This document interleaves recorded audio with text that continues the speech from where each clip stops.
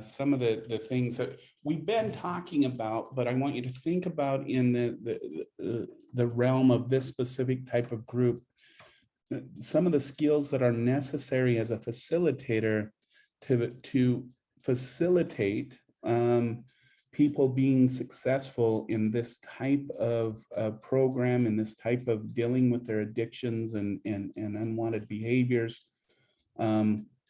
And I just want to reflect just for a minute about some of the things that were stated. Near the end, they said that, you know, people can't recover on their own.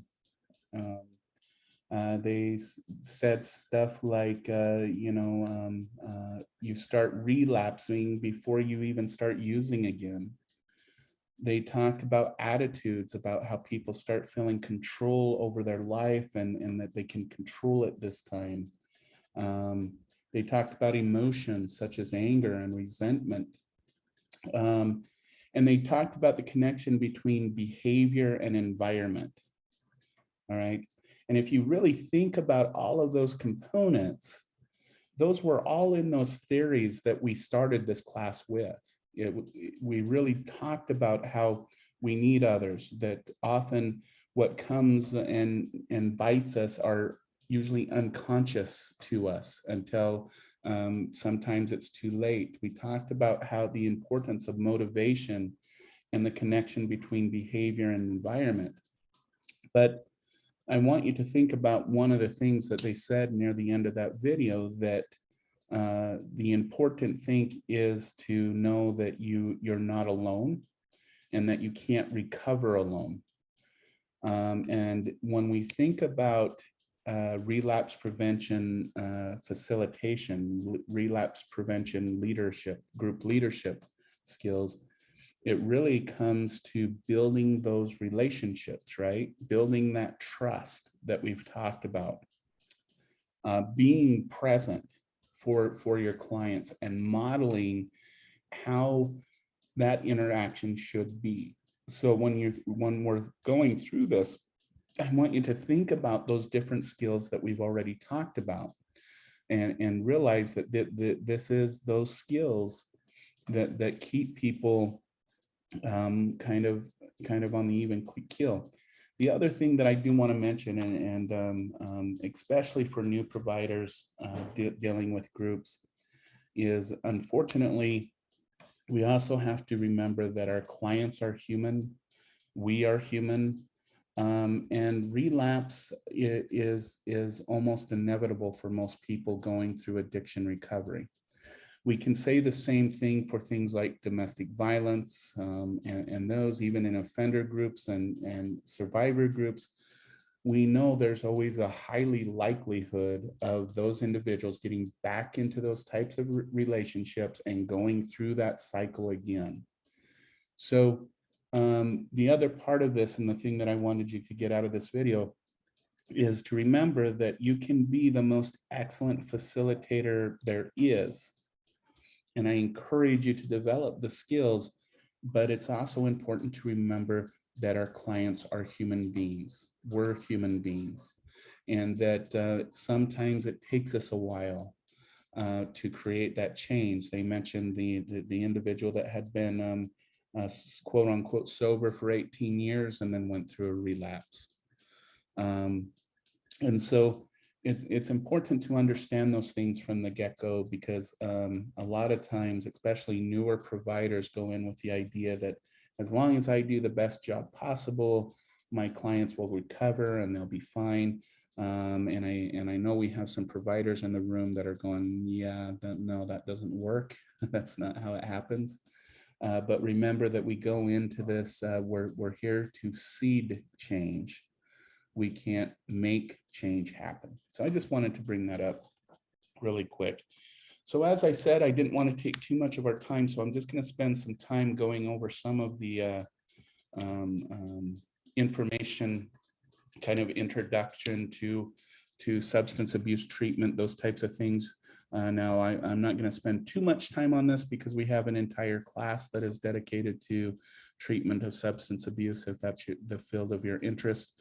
But in the guise of facilitation and facilitation skills, I at least want to go through what we should be looking at as group facilitators. Okay, so let's just take a really quick look at contemporary approaches to substance abuse treatment. Okay, and and this list isn't exhaustive, but it represents a good portion of the type of treatments that are available for addicts. I think probably the most popular or the most well-known is the 12 Steps program, which is usually a non-professionally facilitated group, and utilizes community members who are part of the addiction recovery community to bring about changes. And it follows, of course, as you could guess, the 12-step process. Okay. We also have different types of inpatient programs and outpatient programs. The one thing that I would say is usually, for example, a lot of programs here in Tucson, for example, if you are just coming off of a substance, going through the detox process, they'll usually require you to do a couple weeks of inpatient before they'll start some type of outpatient treatment. Most good programs don't immediately start with outpatient treatment. And there's some reasons for that. There's the whole idea of detox, where a person is going through getting the drug out of their system, and it could be high risk for them physically, but also going through detox, going through those very first couple weeks, the body is going through extreme cravings for the addictive substance. And so there's always that chance that even though the person wants to get out of the drug and alcohol cycle, they're really at high risk. So really, a lot of programs start with inpatient and go to outpatient just for those reasons. And then in outpatient, there's usually still some medical supervision, including individual sessions and group sessions. And you'll notice that in this Minnesota model, it's treated as a disease, and not necessarily something you would consider a non-disease, such as a problem behavior or something that a person just wants to change. So it's really seen as something that is attacking the biological system, much like a cancer or much like a diabetic process. Therapeutic communities for substance abuse. I actually, when I first started in the prison system, I did work in their therapeutic community. They actually had a whole entire unit that was the therapeutic community wing. And so it was very much a 24-hour residential setting. No one could actually leave. But the notion of that is there was groups, but the thing that is unique about therapeutic communities is that they require, I don't know the best how to put this more lightly or in more technical terms. The job of really a therapeutic community is to get people to, one, understand that you need to call people on their behaviors that are unhealthy for them and for you. And two, you need to take responsibility for your behaviors. So in the therapeutic community settings throughout the day, there were like these boxes where if you saw someone going through an addictive process, and usually we had checklists and stuff, they'd fill out a little note. This is, in this case, this is inmate so-and-so. I saw inmate so-and-so do this behavior. And then in the evenings, we would have these encounter groups where the two would confront each other, okay?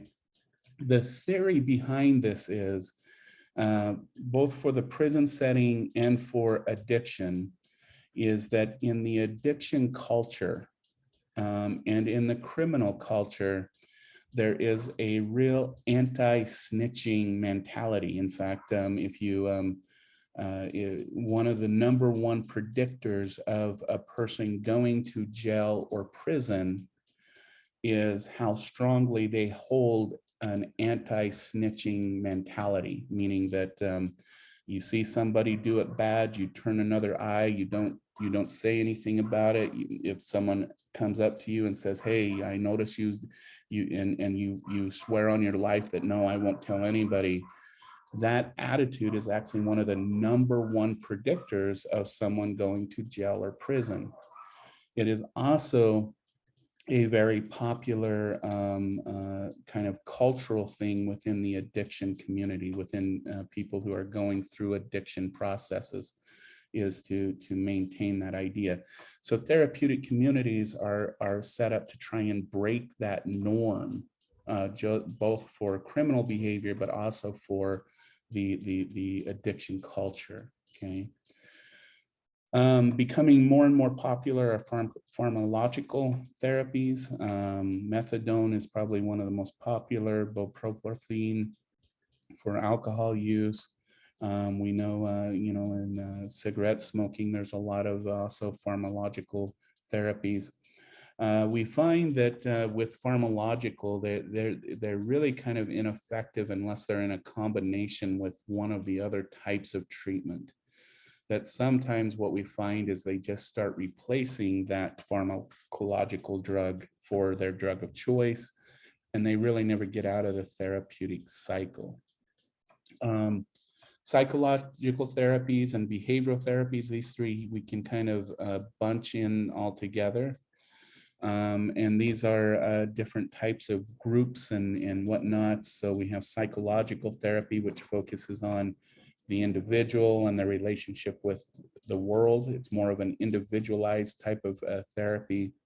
Behavioral therapy uses things like aversion therapy, skill training, community reinforcement, and then cognitive behavioral therapy, which is really kind of the quote unquote gold standard for relapse prevention. It talks about things like coping skills, cognitive therapy, thinking leads to your behavior, and lifestyle modifications, your behaviors. You got to change the way that you live in order to recover. And they mentioned this in that video where the guy said, I was told that if I really want to become sober, if I really want to live a sober life, I have to get rid of all my current friends. And well, that's kind of extreme, but it's also, there's a lot of evidence to suggest that that's very true. If you want to change your life, you got to change your situation. You can't just change your thought processes and expect to be successful. Okay, so those are the different types of treatments that I just wanted to bring up for a few minutes as we move forward. And then just bringing up this kind of different models of helping. And so in the purple here on this axis, we have, is the person responsible for the development of their addictive behavior? And on this axis here, we have, is the person responsible for changing their addictive behavior? So if we say yes and yes, this is what we call a moral model on substance abuse treatment. Okay, probably the number one moral model started in the 1980s with the war on drugs. The idea is that if we want to get rid of drugs, we just need to say no. You just say no. I'm sure some of you remember that slogan. And for this model, for the moral model, relapse equals crime or lack of willpower.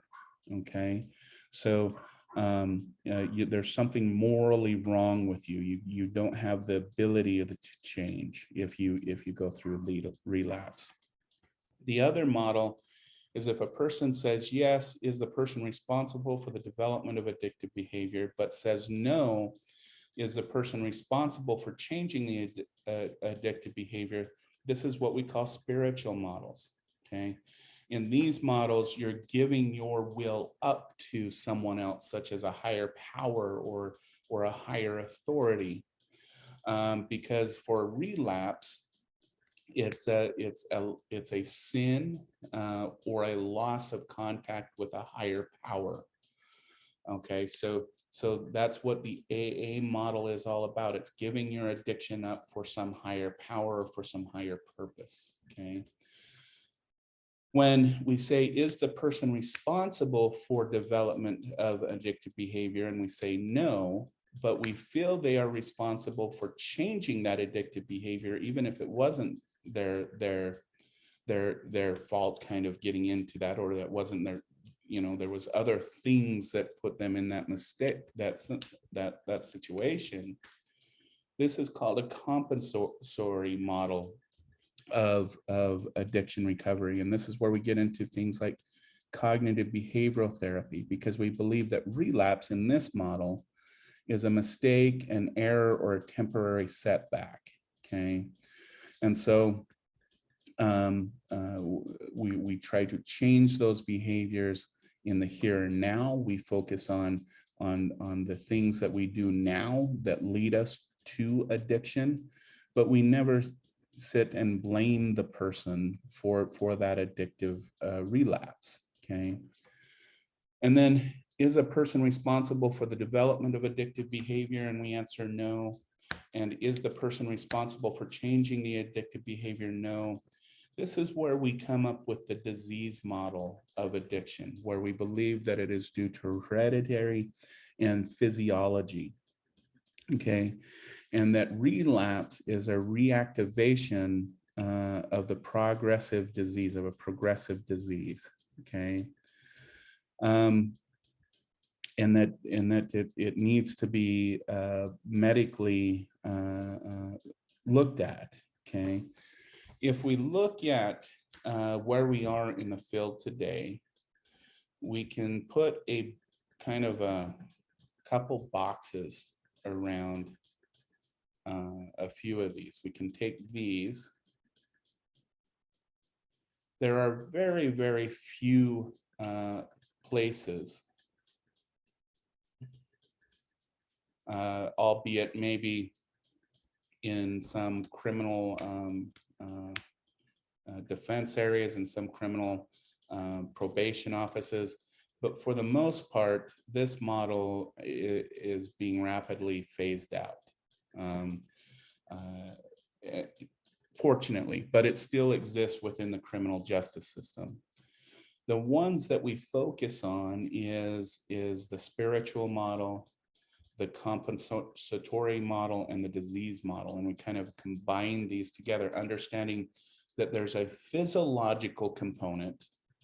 The brain craves it because of the drug's reaction to the brain, and that there are some genetic markers that make some people more acceptable to those chemicals, more sensitive to those chemicals that are addictive. I'm not going to say we have addictive genes. This is an important thing. We have genes that make some people more sensitive to the need to have dopamine systems and serotonin systems and adrenaline systems activated, okay? And that can lead us to disease. Same thing that when we talk about diabetes, people have genes that make their system more sensitive to the interaction with sugars and those types of things, and the production of the chemical, I can't remember. Okay, but we also realize that there's also some cognitive behavioral things that go along with it, that there's a history of addiction, that there's a reason why people use, and that sometimes if we're going through situations where we don't have access to that ability to change, we can make the mistake or the error and have a setback. And so in this model, it's really about teaching people about what they're going through. And again, I'll make the analogy with diabetes. A lot of diabetics have the problem of getting on the proper medications, getting on the proper diet, and then they start feeling really, really good, and they start feeling healthy again. And then they feel like, well, I have control over my disease. And so they stop monitoring their blood sugar as much. They start eating a few more items that they shouldn't be eating. They start forgetting to take their diabetic medication, and then they're in a diabetic spiral. This is the same thing with addiction, that we could get detoxed, we can get on the right route where we're building our life again, and then we, again, like it said in the video, we feel like we have control, and then we find ourselves in that spiral again. Okay, the spiritual model I like to put in this type of thing. So for AA and stuff, and people who are very religious and faith-based, it's very good. There's some other models that use the same kind of thing, but they don't talk about God, or they more talk about, spiritual type of concepts. But really what the spiritual model is saying that, when we're going through the addictive model, we have a construct of how the world operates. Maybe we're really into religion, but we're still addicted. Maybe we have a lack of it. Maybe we have a lack of spirit. There's something missing. And so we have to bring meaning back to our life. Okay. And that's part of addiction recovery. Is you can't just have the skills. You can't just be taking care of your disease. You have to change your mental process to bring meaning back into your life. And that's what 12-step programs try to help people do, is to bring back some type of new or recovered meaning that was lost during that addictive process. Okay. So, all right. So this is just some examples of AA and Al-Anon and this like. I will just mention this. There is, I do need to just mention this about things like AA and whatnot, is there has been some criticisms that you're changing one addiction for the another, that really you're not breaking an addictive cycle, you're just trading it for something else. Because if you look at people who are really, really into AA, and they take it very, very seriously, that becomes their world. That becomes all encapsulating for them. And that anything outside of that becomes very threatening to some individuals. Argument being, is it going to be a drug that kills you or not, or AA? And I think that's a fine line. But it's still a very popular program. But I did just want to bring up that there is arguments against things like AA.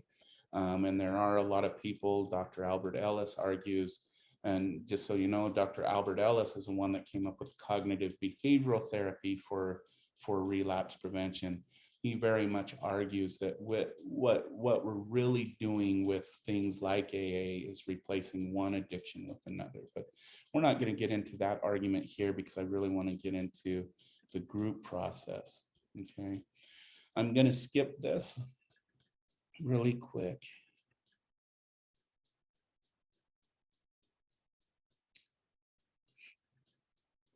So when we're facilitating groups like this, and I mentioned this before, is these are the things that we want to look out for when group members start talking about it. Okay, is motivation, stages and habit of initiation of stage, expectancy, attributions, sensation seeking, impulsivity, negative affect, and poor coping. And so I think what we'll do right now is I'm going to end here. What I'm going to do is I'm going to post this slide in Canvas, this specific one on psychological factors. And what I'd like you to do between now and Tuesday, it's not an assignment, you don't need to submit anything, I just want you to do it, is I would like you to go through these and to prepare us for Tuesday. And I want you to look at each of these and go, motivations. Well, let's do a impulsivity, inability to effectively control or restrain behavior. So I want you to imagine being a group facilitator, and you have a very impulsive person in the group. I want you to think about the skills that we've talked about, the theories we've talked about. I want you to think about what would you do as a group facilitator if someone was always being really impulsive in the group, saying, always coming up with the quickest answer, just like that, saying that they would just do this without really going through the steps of thinking about the thoughts, the behaviors, and the consequences. So I want you to go through this list for next Tuesday and go, as a group facilitator, how would I capitalize on the positives and recognize and help my participants with the negatives? Does that make sense to everybody, what I'd like you to do in just preparation for next Tuesday's class? Yes. All right, thank you, Claudia. Yes. Okay, thank you. Thank you. Okay, so let's do that. Let's go ahead and be done with today. I'll go ahead and post this slide and this video. Part of it was recorded except for that copywritten video. And then we'll dig into these deeper on Tuesday about the facilitation skills for each one of those psychological motivations. Beyond that, thank you. You guys are all doing wonderful, and I do appreciate your support over the last couple of weeks and being able to do the class asynchronously. I really appreciate everybody's doing that, and I think the world of this class. I hope that you all have a wonderful holiday time off, whether you celebrate this holiday or not. I hope you can just enjoy some friends and family, and take care of yourselves, and we will see you all next Tuesday.